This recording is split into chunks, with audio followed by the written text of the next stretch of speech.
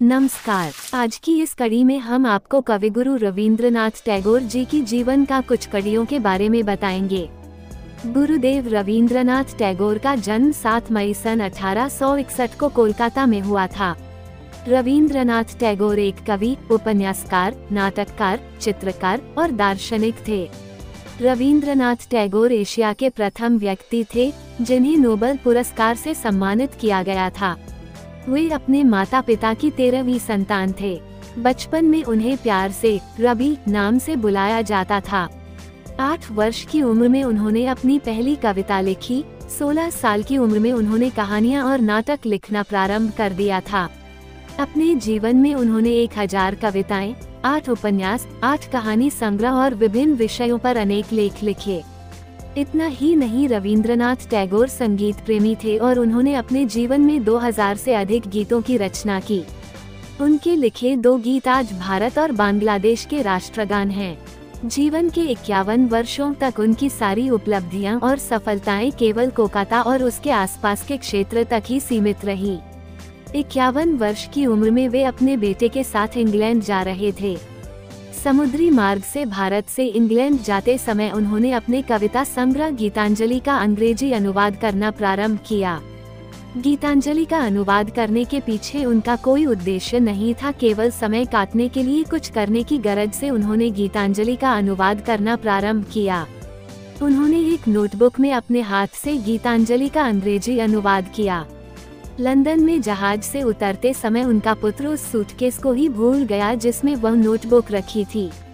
इस ऐतिहासिक कृति की नियति में किसी बंद सूटकेस में लुप्त होना नहीं लिखा था। वह सूटकेस जिस व्यक्ति को मिला उसने स्वयं उस सूटकेस को रवींद्रनाथ टैगोर तक अगले ही दिन पहुंचा दिया। लंदन में टैगोर के अंग्रेज मित्र चित्रकार रोथेंस्टन को जब ये पता चला कि गीतांजलि को स्वयं रवींद्रनाथ टैगोर ने अनुवादित किया है तो उन्होंने उसे पढ़ने की इच्छा जाहिर की। गीतांजलि पढ़ने के बाद रोथेंस्टन उस पर मुग्ध हो गए। उन्होंने अपने मित्र W.B. यीट्स को गीतांजलि के बारे में बताया और वही नोटबुक उन्हें भी पढ़ने के लिए दी। इसके बाद जो हुआ वह इतिहास है। यीट्स ने स्वयं गीतांजलि के अंग्रेजी के मूल संस्करण का प्रस्तावना लिखा। सितंबर सन 1912 में गीतांजलि के अंग्रेजी अनुवाद की कुछ सीमित प्रतियां इंडिया सोसाइटी के सहयोग से प्रकाशित की गई। लंदन के साहित्यिक गलियारों में इस किताब की खूब सराहना हुई।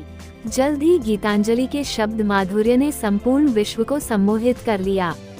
पहली बार भारतीय मनीषा की झलक पश्चिमी जगत ने देखी। गीतांजलि के प्रकाशित होने के 1 साल बाद सन 1913 में रवींद्रनाथ टैगोर को नोबेल पुरस्कार से सम्मानित किया गया। टैगोर सिर्फ महान रचनाधर्मी ही नहीं थे, बल्कि वो पहले ऐसे इंसान थे जिन्होंने पूर्वी और पश्चिमी दुनिया के मध्य सेतु बनने का कार्य किया था। टैगोर केवल भारत के ही नहीं, समूचे विश्व के साहित्य, कला और संगीत के एक महान प्रकाश स्तंभ हैं, जो स्तंभ अनंत काल तक प्रकाशमान रहेगा। धन्यवाद। अब इस चैनल को लाइक और सब्सक्राइब कीजिए और साथ में बेल वाला आइकन बटन को जरूर दबाएं, जिससे आपको हमारे द्वारा अपलोड किया गया अगला वीडियो तुरंत मिल जाए। धन्यवाद।